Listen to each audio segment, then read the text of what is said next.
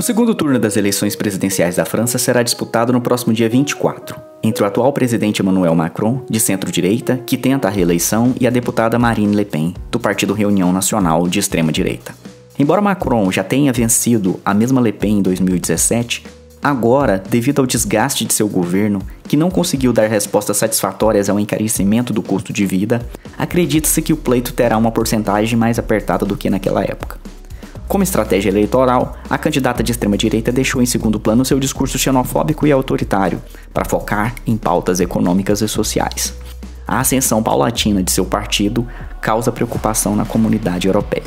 A França é a segunda maior economia da Europa e Le Pen já declarou, em outras ocasiões, o desejo de retirar o país da União Europeia, como fez a Inglaterra através do Brexit. No vídeo a seguir, apresentamos alguns cortes da entrevista que fizemos no canal com o pesquisador Maxwell Coimbra.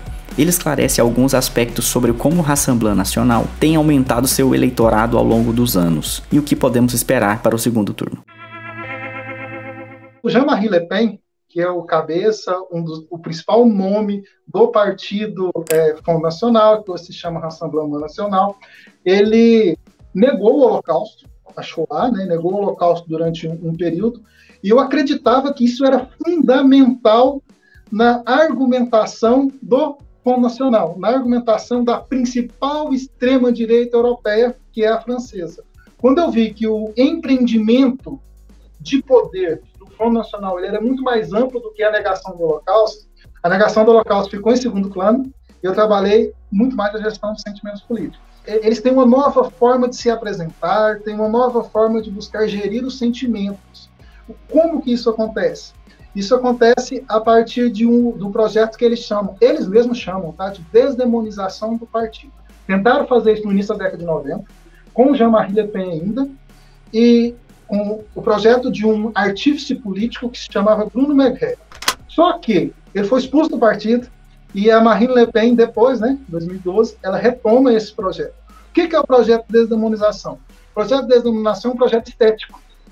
Ele busca se apresentar como um partido que não é de extrema-direita, com ideais que não são de extrema-direita. A minha pergunta foi, é ou não é? Enquanto historiador, eu pude olhar uma longa duração, né, desde o início do partido, um pouco antes do partido existir. Acontece o seguinte, o partido ele realmente muda no século XXI. Só que essa mudança não faz o partido ser diferente, ele faz o partido ser exatamente o que sempre foi. Ele tem um projeto de poder. E o que passa por esse projeto de poder? Se eles precisarem mudar a forma de abordagem, se precisar mudar o eleitorado, se precisar mudar o nome, eles mudaram o nome há 3 anos, né? Se precisar mudar o nome, eles irão mudar, porque eles não estão acidentalmente como um grupo de extrema-direita, eles têm um projeto de poder, que é o que torna o Rassemblement National muito pior do que as outras formas de extrema-direita que nós temos. Eu diria que nós temos hoje 2 formas de extrema-direita. Uma é a desdemonizada, essa que busca se mostrar como uma forma que ela não é radical, que está exportando isso para Holanda, para a Bélgica, para os países nórdicos e agora para Portugal, ficou muito claro isso, muito explícito isso em Portugal. E a outra forma, que é a do Trump, que é a do Erdogan, que é o do Bolsonaro, tá? Que é o de Scholz. Então tem essas 2 formas. Então, o projeto de desdemonização, ele existe, mas ele não tira o projeto de poder dos Le Pen.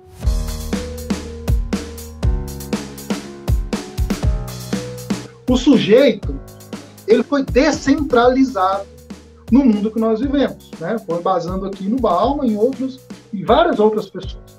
O que vai acontecer neste caso? O sujeito, ele tem identidades, são identidades descentradas. Quando ele tem identidades descentradas, fica possível um negro votar em um cara racista. Fica possível um homossexual votar em um cara homofóbico. Porque a coisa mais importante para ele naquele momento, pode mudar depois, não é necessariamente a luta contra a homofobia, a luta contra o racismo. Porque ele consegue ser, por exemplo, um cara que é negro e ele está em uma igreja neopentecostal. Ele pode ser homossexual e ter uma fé muito próxima do neopentecostalismo. Então, olha só o que acontece. É muito fácil nós entendermos por que nós temos pessoas como o presidente da Fundação Palmares. Por que nós temos esse cara lá? Não é só porque, nossa, ele está lá porque ele é burro e coisas desse tipo. Não, ele está lá porque ele representa alguma coisa. Tem pessoas que falam, mas o cara nem é racista, olha lá, está me representando. Aquele rapaz que é amigo da primeira-dama e é homossexual, ele tem um sentido, esse tipo de coisa. Ele capta, ele não precisa captar 100% o afeto das pessoas. Ele precisa captar o quê? Um pouquinho do afeto das pessoas que em um determinado momento ele apoia o presidente. Tratando da era das massas, que o nazista ele não precisa ser um nazista convicto, existe um erro que inclusive está nos livros didáticos, um erro que inclusive está na forma como nós didatizamos a história, que é acreditar que o nazismo que o período nazista é um período só, e que 100% das pessoas, 100% dos alemães apoiavam Hitler desde sempre. Não, foi construído um consenso no interior disso, inclusive a região da Baviera, né, eles tinham focos contrários ao nazismo até durante os campos de extermínio, né? Nós temos o Kempler, por exemplo, ele viveu nesses locais durante muito tempo. Então, assim, o que está acontecendo? A pessoa, para apoiar o nazista, ele não precisa ser a pessoa que é o cara que coloca a camisa do Bolsonaro, que coloca a camisa da Le Pen, que coloca a camisa, que faz uma tatuagem da SS. Não precisa ser isso. Ele vai ser captado a apoiar um tipo específico de governo por alguma coisa. Ele nem precisa ser uma pessoa de extrema-direita. Ele nem precisa ser de extrema-direita, não precisa ser nazista, fascista, tal como nós vemos nas redes sociais. Ele precisa ter uma ideia que é captada. Por isso que as ideias são múltiplas. Você pode captar pessoas por liberação das armas, pode captar pessoas contra a promiscuidade, pode captar pessoas por conta de questões supostamente sociais, você pode captar pessoas por várias coisas. Tem uma propaganda que quem tiver interesse, assista, que talvez seja a propaganda eleitoral mais genial que eu já vi, que é da Marine Le Pen. A Marine, ela é interessante, porque assim, quando você fica assistindo, eu assisti todos os discursos, você quase acredita nela, porque ela é muito boa. Ela tem uma forma estética, é diferente do pai. O pai falava transpirando, brigando, babando, ela não. Ela fala super bem, com um tom de voz perfeito. Tem uma propaganda que é legal, que é nós precisamos de Marine. Nós precisamos de Marine, né? Você precisamos de Marine. E o que acontece? Mostra pessoas diferentes. São 4 minutos de propaganda. Aí mostra lá uma mãe de família, uma mãe solteira, né? Tipo, o que ela faz? Ela tem medo do filho dela se envolver com o tráfico. Então, nós precisamos de Marine. Tem um jovem desempregado que está querendo ir para outro país. Esse jovem precisa de Marine. E depois você tem uma jovem muçulmana que é oprimida pelos maridos, né, pelo marido muçulmano, pela família muçulmana. Então, ela também precisa de Marine. Você tem uma cristã, você tem um trabalhador que está para se aposentar, com as indústrias fechando na França.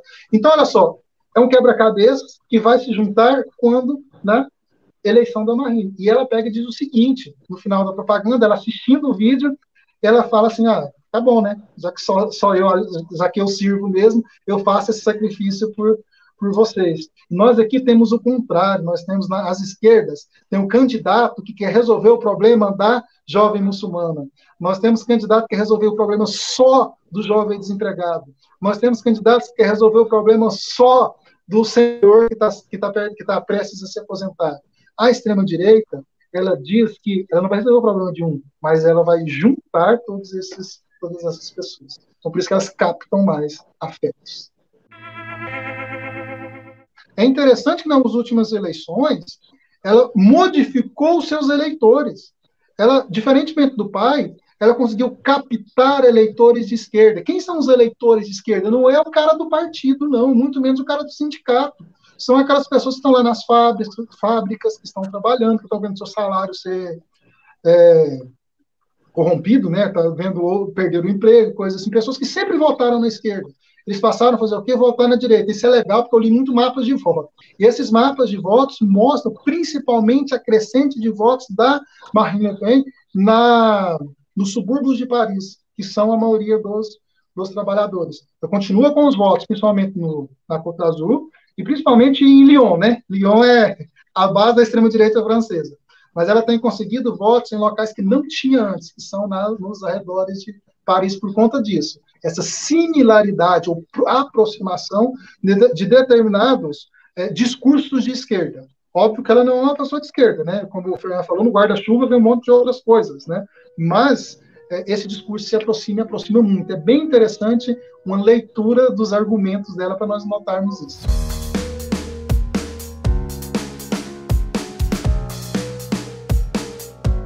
O Front Nacional é o partido mais importante da França, que é o seguinte, ele tem força política de conduzir os outros partidos, mesmo não sendo eleito.